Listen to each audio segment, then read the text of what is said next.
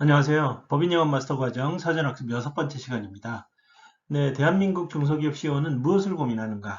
오늘 6번째 시간인데 오늘 드릴 말씀은 중소기업 대표들은 퇴직금을 얼마나 받을까요? 라는 제목을 가지고 말씀을 드리도록 하겠습니다. 네, 이제 시작할까요? 네, 퇴직금에 대해서 왜 말씀을 드리는가 하면요. 퇴직금이 중소기업을 운영하시는 대표님들에게 상당히 매력적인 이제 포인트가 있기 때문입니다. 그 매력적인 포인트는 결국은 세금이에요, 세금. 우리가 법인을 운영하시는 대표님들이 법인을 통해서 소득을 발생시킬 수 있는 대표적인 게 급여, 배당, 퇴직금 세 가지가 있죠. 이 급여와 이제 이건 이제 근로소득이죠. 배당, 배당금 그리고 이제 퇴직금 세 가지. 세 가지가 대표적으로 법인을 운영하시는 대표님들이 발생시킬 수 있는 소득인데 급여는 이거는 이제 근로소득이 되는 거죠. 예, 급여는 이제 근로소득이 되는 거고 배당은 배당소득세를 납부하는데 2천만 원이 넘어가게 되면 2천만 원 넘어가게 되면 금융소득 종합과세 대상이 되는 거고요. 예, 퇴직금은 퇴직소득세를 내게 됩니다. 퇴직소득세. 그래서 급여와 배당과 퇴직금 중에 세 가지 세금에 대한 시뮬레이션을 해보니까 퇴직금이 가장 메리트가 있더라라는 얘기예요. 그래서 과연 어느 정도나 메리트가 있을까라고 시뮬레이션을 해봤습니다. 시뮬레이션을 해보니까 이제 퇴직소득은 근속 연수에 따라서 이제 소득세율이 좀 달라지는데 20년 근속을 하셨을 때 20년 근속을 하셨을 때 퇴직금이 10억이 발생했습니다. 10억 발생하면 퇴직소득세가 감세율이 17.9% 정도 10억 발생하면 1억 7,900만 원 정도 퇴직소득세 발생한다는 얘기죠. 그래서 이게 이 정도 소득에 이 정도의 세금을 부담하는 다른 소득이 급여나 배당 가지고는 안 된다는 얘기예요. 가장 저렴하게 세금을 부담하면서 소득을 만들어갈 수 있는 게 퇴직금이라는 거죠. 그래서 이런 퇴직소득세에 대한 시뮬레이션을 해보니까 우리 중소기업을 운영하시는 법인 대표님들이 관심을 가져야 되는 게 다른 것도 있지만 퇴직소득에 대해서 관심을 가져야 된다라는 말씀이죠. 그러면 결과적으로 퇴직금 볼륨이 커지더라도 담세율 부담이 세금 부담이 그렇게 크지 않기 때문에 퇴직금 볼륨을 좀 키워서 가져가시자 이런 말씀을 드릴 수가 있는 거죠. 그러면 퇴직금에 대한 볼륨을 키울 수 있는 방법은 뭐가 있습니까? 크게 두 가지가 방법이 있는 거죠. 첫 번째 방법은 급여를 올리면 됩니다. 급여를. 월급을 올리면 퇴직금 올라가죠. 그거 당연한 거 아닙니까? 두 번째 방법은요. 두 번째 방법은 누진제를 하시면 됩니다. 누진제. 누진제가 뭡니까? 예? 1년 근무하면 2년치, 3년치 이렇게 지급을 해주는 거죠. 그래서 2배, 3배, 뭐 예전에는 심지어 5배, 6배 이렇게 지급을 해주는 게 누진제죠. 그래서 급여를 올리고 퇴직금에 대한 누진제를 도입을 하게 되면 퇴직금 볼륨이 커지게 되고 퇴직금 볼륨이 커지더라도 부담하는 감세율 자체는 다른 소득에 비해서 크지 않다. 저렴하다. 그래서 퇴직금에 대해서 고민을 하시고 이런 소득을 통해서 소득을 만들어 갈 수 있다는 걸 말씀을 드리자. 이게 이제 포인트가 되는 거죠. 그래서 이 퇴직소득세 부담이 낮다라는 게 가장 중요한 포인트다. 이렇게 보실 수가 있습니다. 네, 그러면 우리가 이제 뭘 봐야 되는가 하면 우리가 퇴직금이라고 하면 근로자의 퇴직금만 생각을 하시는데 근로자의 퇴직금과 임원의 퇴직금은 같지 않습니다. 같지 않다는 걸 우리가 이해를 하고 계셔야 돼요. 뭐가 다른지 같이 한번 살펴보시겠습니다. 일단 적용되는 법률이 달라요. 근로자의 퇴직금은요. 근로자 퇴직급여 보장법, 과거에는 근로기준법 안에 들어가 있었는데 지금은 퇴직금에 관련된 규정들이 근로자 퇴직급여 보장법이라는 별도 법률로 빠져나와 있습니다. 그래서 근로자 퇴직급여 보장법 안에 퇴직금에 대한 규정이 있고 이 법에 적용을 받는 거고요. 임원은요. 임원은 근로자가 물론 근로자로 보는 경우도 있습니다만 대체적으로는 근로자가 아니라고 그렇게 보죠. 임원에 대한 퇴직금은 법인세법 시행령과 소득세법 적용을 받습니다. 근로자는 법적주의가 근로기준법상의 고용관계 됩니다. 고용관계가 이제 성립이 되는 거고, 임원은요, 민법상 계약관계, 계약관계가 성립을 하는 겁니다. 그러면 민법상 계약관계와 근로기준법상 고용관계는 근로기준법상 고용관계가 훨씬 더 보호가 잘 되고 있다. 많이 보호를 해주고 있다. 왜 경제적인 약자지 않습니까? 그래서 많이 보호를 해주는 게 근로기준법상의 고용관계가 성립되는 게 근로자다라는 겁니다. 퇴직금을 산정하는 방식도 좀 달라요. 우리가 일반적으로 퇴직금이라고 하면 어떻게 계산을 합니까? 이대로 계산을 합니다. 퇴직 전 30일간의 직전 30일간의 평균임금 곱하기 근속연수 하죠. 그래서 직전 30일 동안의 평균임금을 계산해서 근속연수 곱해서 내 퇴직금이 정해지는 겁니다. 이게 근로자 퇴직급여 보장법에서 얘기하고 있는 하한선이에요. 하한선. 무슨 말인가 하면 이거보다 적게 주면 안 된다는 얘기예요. 많이 주면은요. 많이 주는 거 상관없습니다. 많이 주는 거. 그런데 많이 줍니까? 예, 많이 안 주죠. 될 수 있으면 안 주려고 절감을 하려고 노력을 한단 말이에요. 그러니까 근로자 퇴직급여 보장법에 하한선 규정을 집어넣는 거예요. 하한선 규정을. 임원에 대한 퇴직금은요.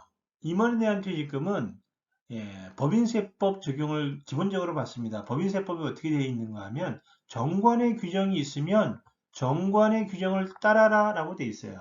무슨 얘기냐? 니네 내부적으로 규정이 있으면 그 규정대로 지급을 해줘라. 자율적으로. 이게 기본적인 원칙이에요. 정관의 규정이 없으면 어떻게 주느냐? 연간 총급여의 10분의 1 곱하기 근속연수해라. 이것만 봐도 근로자의 퇴직금 산정 방식과는 조금 다르죠. 연간 총급여, 1년에 내가 연봉이 1억입니다. 1억이면 1억의 10분의 1, 1000만 원 곱하기 근속연수에서 퇴직금 지급해줘라. 이렇게 퇴직금 산정하라라고 되어 있어요. 규정이 있으면 규정대로 하고, 규정이 없으면 연간 총급여의 10분의 1 곱하기 근속연수하고, 이렇게 진행이 된다라는 말이죠. 요거는요, 이게 이제 법인세법상의 산정 방식인데, 소득세법에 상한선 규정을 두고 있습니다. 상한선. 더 이상 가져가면 퇴직금으로 인정을 해주지 않겠다라는 상한선 규정을 두고 있다는 얘기죠.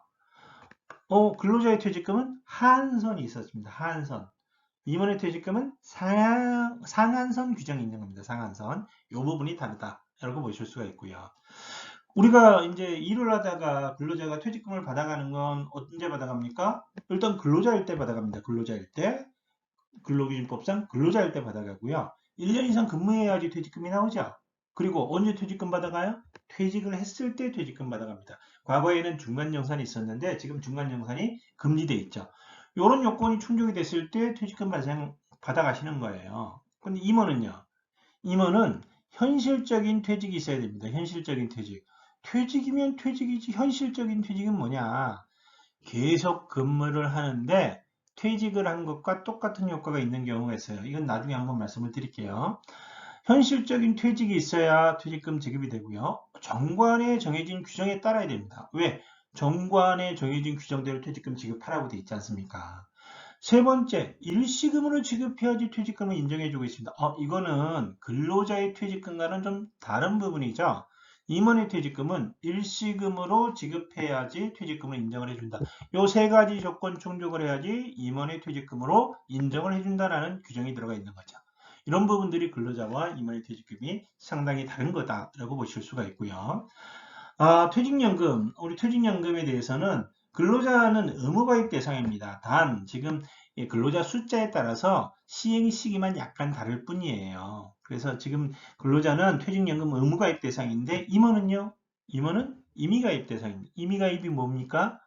가입해도 되고 가입 안 해도 되고 마음대로 하라는 얘기죠. 임의가입 대상 이런 부분이 다르고요. 근로자는요 법정 퇴직금 제도를 가지고 있습니다. 근로자에 대해서 퇴직금을 안 줄 수 있는 방법이 있느냐? 우리가 흔히들 연봉제라고 얘기하죠. 연봉제가 뭡니까? 연봉 계약하는 거죠. 연봉제 하면 퇴직금 안 줘도 되나요? 아닙니다. 연봉제 하더라도 퇴직금 지급해줘야 돼요. 왜? 법에 반드시 법으로 퇴직금 줘야 된다라고 그렇게 명시가 돼 있기 때문입니다. 근로자는 법정 퇴직금 제도를 가지고 있는 거죠. 그래서 우리는 근로자는요 순수한 의미의 연봉제가 있느냐? 없습니다. 근로자는 우리나라 법제에서는 순수한 연봉제 성립하지 않습니다. 임원은요, 이미 퇴직금 제도예요. 역시 퇴직금 줘도 되고 안 줘도 되고 다르다는 얘기예요. 임원은 연봉제 하는데 순수한 연봉제가 되느냐? 순수한 연봉제 1년 단위를 정산하는 거죠. 임원은 가능하다는 얘기입니다. 이런 부분들이 근로자의 퇴직금과 임원의 퇴직금의 차이점이에요. 우리가 기본적으로 법인 대표님들을 만날 때 근로자 퇴직금, 임원 퇴직금 어떻게 다른지 기본적인 다른 점들을 아시고 계셔야 되는 거죠. 네, 그러면은 이제 퇴직금에 관련된 규정이 이제 크게 두 가지 규정이 있다라고 말씀을 드렸어요. 법인세법 적용을 받기도 하고 소득세법 적용을 받기도 하고 두 가지 규정이 있다라고 말씀을 드렸는데 이건 어떤 거냐? 법인세법상 퇴직금 규정은 법인세법은 어떤 역할을 하는 거냐? 퇴직금에 대한 산정 방식을 결정을 하는 겁니다. 퇴직금 계산을 어떻게 할 거냐? 어떻게 하라고 얘기해요? 정관의 규정이 있으면 정관대로 하고 회사에서 자체적으로 정관을 만들었으면 자체적으로 알아서 하고 그렇지 않을 경우에는 연간 1900의 10분의 1 곱하기 근속연수 해라 이렇게 하라고 얘기하는 거죠. 그래서 퇴직금을 어떻게 계산을 할 거냐 이거를 정해놓은 게 법인세법입니다. 퇴직금 계산 방식을 정해놓은 게 소득세법은 뭐냐 법인세법에서 이렇게 정해놓은 퇴직금이 임원에게 이제 소득 처분이 되지 않습니까? 법인에서는 야 퇴직금이 예를 들어서 10억이라고 계산이 돼서 10억을 비용으로 처리를 했습니다. 비용 처리했는데 이 퇴직금 10억이 개인한테 갈 때 퇴직소득으로 과세가 돼야 되잖아요. 퇴직소득으로 과세가 돼야 되는 한도를 만들어 놓은 겁니다.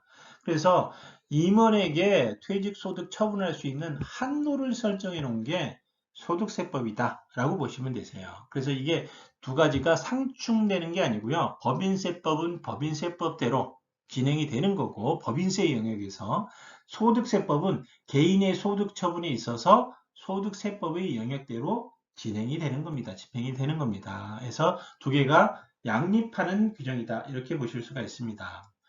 먼저 법인세법을 보시겠습니다. 법인세법 시행령 44조 4항을 보시면요.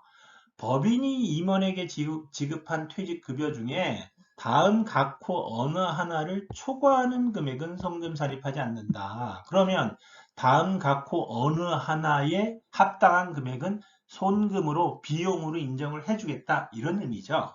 그래서 각호를 보시면 1호가 이런 겁니다. 정관의 퇴직급여를 지급할 금액이 정해진 경우는 정관에 정해진 금액. 아까 말씀드렸죠. 정관에 규정이 있으면 정관대로 가고 두 번째, 1호 이외의 경우 정관의 규정이 없는 경우를 얘기하는 거죠. 그 임원이 퇴직한 날로부터 소급하여 1년 동안입니다. 해당 임원에게 지급한 총 급여액의 10분의 1에 상당하는 금액에 기획재정부령으로 정하는 방법에 의해 계산된 근속연수를 곱한 금액. 요 금액이 정관의 규정이 없을 때 적용되는 금액이다. 이렇게 보시는 거죠. 그래서 기본적으로 법인세법상 임원의 퇴직금은 정관의 규정이 있으면 정관을 따르고 정관의 규정이 없으면 연간 총급여의 10분의 1 곱하기 근속연수 해라 이렇게 정리를 하시면 되겠습니다. 네, 소득세법 22조는 앞서 말씀드린 대로 임원 퇴직금에 대한 한도를 설정해 놓은 거예요. 이거는 법인세법에 의해서 퇴직금이 10억 발생했다. 그러면 10억을 다 퇴직금으로 인정해 줄 거냐? 인정해주는 한도가 소득세법에 따로 정해져 있다는 얘기입니다. 그럼 인정 안 해주면 어떻게 할 건데? 초과되는 금액은 근로소득으로 과세하겠다. 우리가 계산을 해보고 계산 범위 안에 들어가는 것만 퇴직금으로 인정해주고 넘는 금액은 근로소득으로 과세하겠다라는 게 소득세법 22조입니다. 그래서 구체적인 계산식이 이렇게 계산해라라고 계산식이 소득세법 22조 3항에 나와 있습니다. 어떻게 되어 있느냐? 2019년 12월 31일까지 소급하여 3년 동안 지급받은 총급여의 연평균 환산액. 그러면 2017년, 2018년, 2019년 3개 년도에 받은 연간 총급여 평균액이죠. 평균액의 10분의 1 곱하기 이건 2012년부터 2019년 12월 31일까지의 근속연수 곱하기 3 여기까지가 예, 2019년까지 퇴직금 계산하는 방식입니다. 2020년 이후부터는요. 퇴직한 날로부터 소급하여 3년, 퇴직한 날로부터 소급하여 또 3년이죠. 받은 총급여의 연평균 환산액 곱하기 10분의 1 곱하기 2020년 이후 오타네요. 2020년 1월 1일 이후에 근무기간 곱하기 2 한도가 이렇게 줄었죠. 2020년 이후에는. 그래서 이런 부분들에서 한도가 딱 정해진 겁니다. 정리를 하면은요. 2019년은 곱하기 3 누진제를 해서 3배수까지 퇴직금을 산정할 수가 있고 2020년 이후부터의 퇴직금은 곱하기 2 이렇게 산정을 한다 이렇게 보시면 되고요. 여기는 2019년까지의 연평균 환산액을 가지고 퇴직금을 이렇게 계산을 해 놓은 거죠. 그래서 이건 뭡니까? 이 부분은 이미 결정이 된 거예요. 이미 계산 끝입니다. 계산 끝.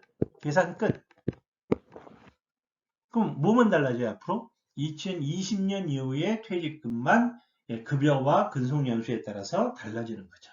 이렇게 퇴직금에 대한 한도를 계산해라 라고 소득세법 22조에 그렇게 나와 있는 겁니다. 그래서 앞서 말씀드렸던 법인세법과 소득세법이 어떻게 각각의 역할을 하고 있는지 기억을 하시면 될 것 같습니다. 좀 헷갈리시죠? 사례를 들어서 설명을 제가 한번 드려볼게요. 예, 퇴직금이 얼마일까? 우리 한번 계산을 한번 해보죠. 퇴직금이 얼마일지 알아야지 가서 이제 퇴직금에 대한 말씀을 드릴 거 아닙니까? 중소기업 A법인의 대표이사 B는 2011년 1월 1일 입사하여 2030년 12월 31일에 퇴직하였습니다. 아래와 같은 조건일 때 대표이사 B의 퇴직금은 얼마일까요? 예, 계산을 한번 해볼게요. 조건을 세 가지를 주고 있는데 퇴직금 산정식, 그러니까 우리 회사는 퇴직금 정관에 이런 규정을 가지고 있습니다. 퇴직 전 3년간의 평균임금 곱하기 10분의 1 곱하기 근속연수 곱하기 3배수라는 규정을 가지고 있어요. 우리 회사는. 요게 우리 회사의 퇴직금 규정입니다.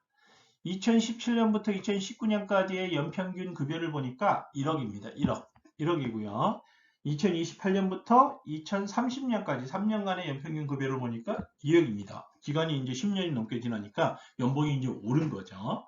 그래서 이런 조건을 가지고 있을 때 우리가 퇴직금이 어떻게 되는지 계산을 한번 해보는 겁니다. 첫 번째, 법인세법상 퇴직금 총액을 한번 계산을 한번 해보시죠. 법인세법상 퇴직금 총액은요. 어떻게 계산이 됐습니까? 여기 나와 있죠. 계산식이 이렇게 나와 있지 않습니까? 퇴직 전에 3년간 평균임금 곱하기 10분의 1 곱하기 근속연수 곱하기 3. 이건 뭡니까? 어디서 나온 겁니까? 정관에 우리 회사 퇴직금은 이렇게 줄 거예요. 라고 정해놓은 겁니다. 그렇게 정해놓은 걸 가지고 계산을 한번 해보는 거죠. 그래서 퇴직 전 3년간의 평균임금이 얼마입니까? 이거죠. 3번. 예? 2028년부터 2030년까지 2억 원이죠. 2억 원에 10분의 1 곱하기 20년 곱하기 3배수. 그러면 2억 원에 10분의 1 하면 2천만 원, 2천만 원에 20년 하면 4억 원, 4억 원에 곱하기 3 하면 12억이 되는 거죠. 그래서 이 규정에 따라서 법인세법상 퇴직금 총액을 계산을 해보니까 12억이란 얘기입니다. 그러면 A사는 대표이사 B에게 퇴직금을 얼마를 줄 수가 있어요? 12억을 집행을 하는 겁니다. 집행을 해도 문제가 있다 없다? 문제가 없어지는 거죠. 문제가 없는 겁니다. 그럼 12억을 대표이사 B가 가져갔습니다. 퇴직을 하면서. 그러면 국세청에서는 12억에 대한 소득 처분을 어떻게 할 거냐라는 얘기입니다. 요거를 소득세법 22조를 가지고 따로 계산하는 거죠. 2019년까지 퇴직금은 어떻게 계산해요? 2019년까지 퇴직금은 3배수가 한도였습니다. 한도 규정이. 그래서 2017년부터 19년까지 평균 급여가 얼마예요? 1억이죠. 1억에 10분의 1 곱하기 근속연수가 2011년부터 19년까지니까 9년입니다. 그래서 1억에 10분의 1 하면 1000만 원이죠. 1000만 원에 9년 하니까 9천만 원. 9천만 원의 3배입니다. 2억 7천만 원이 되는 거죠. 그러면 이제 2020년부터 2030년 말까지 퇴직금 계산해 보면 2030년 말 직전 3년간의 평균급여가 2억이고요. 10분의 1 곱하기 근속연수가 11년이 되는 거죠. 한도가 2배수 한도죠. 그러니까 계산해 보니까 얼마가 나와요? 4억 4천만 원 되는 거죠. 6에 2개 더하니까 7억 1천만 원 나오는 겁니다. 그래서 소득세법상 퇴직금의 인정 한도 금액은 얼마냐? 12억 중에 다 인정을 못 해주겠다. 7억 1천만 원만 퇴직금으로 인정해 주겠다라는 얘기죠. 그러면 7억 1천만 원 초과되는 4억 9천은 뭡니까? 근로소득으로 과세하겠다. 근로소득으로 과세하겠다. 예, 이런 효과가 있는, 이렇게 계산이 되는 게 소득세법 22조 규정입니다. 그래서 법인세법상 퇴직금 금액이 이 금액이고 소득세법상 퇴직금 금액은 이렇게 계산을 한다. 그러면 나는 세금을 좀 부담하더라도 12억 가져가겠다 라고 하면 이런 규정을 만들어 놓고 가지고 가면 되는 거고요. 야, 나는 근로소득으로 4억 9천만 원이나 되는 돈이 한꺼번에 과세돼서 세금 많이 내는 거에 대해서 난 납득을 못하겠다, 인정 못하겠다라고 하면 어떻게 합니까? 퇴직금 규정을 바꾸면 되죠. 19년까지는 이런 규정으로 하고 2020년 이후에는 3배수가 아니고 2배수 규정을 따로 만들어서 따로 적용시키면 퇴직금 총액도 7억 1천만 원이 나오겠죠. 법인세법상의 퇴직금 총액도 7억 1천만 원, 소득세법상의 퇴직금 한도 금액도 7억 1천만 원. 그러면 근로소득으로 과세되는 게 없어지는 거죠. 이렇게 퇴직금 계산한다 기억을 해 두셔야 됩니다. 우리가 법인 대표님 만나면서 이 정도는 알고 법인 대표님 만나서 퇴직금에 관련된 얘기를 해야죠. 예, 좀 복잡할 수도 있는데 찬찬히 한번 다시 계산을 해보시고 규정들을 살펴보시면 아마도 쉽게 이해가 되실 겁니다. 예, 오늘 긴 시간 수고 많으셨고요. 네, 다음 시간에는 이제 회사가 대출을 받을 때 우리 법인 대표님들이 연대보증을 서세요. 이 연대보증이라는 부분은 요즘에 이제 제도가 좀 바뀌는 그런 과정 중에 있습니다. 그런데 아직도 연대보증을 많이 서시거든요. 회사가 대출 받을 때 우리 법인 대표님들이 왜 연대보증 서시는지, 연대보증의 효과가 뭔지, 연대보증의 폐해가 뭔지 그런 부분에 대해서 좀 말씀을 드리도록 하겠습니다. 네, 긴 시간 수고 많으셨고요. 다음 시간에 뵙도록 하겠습니다. 감사합니다.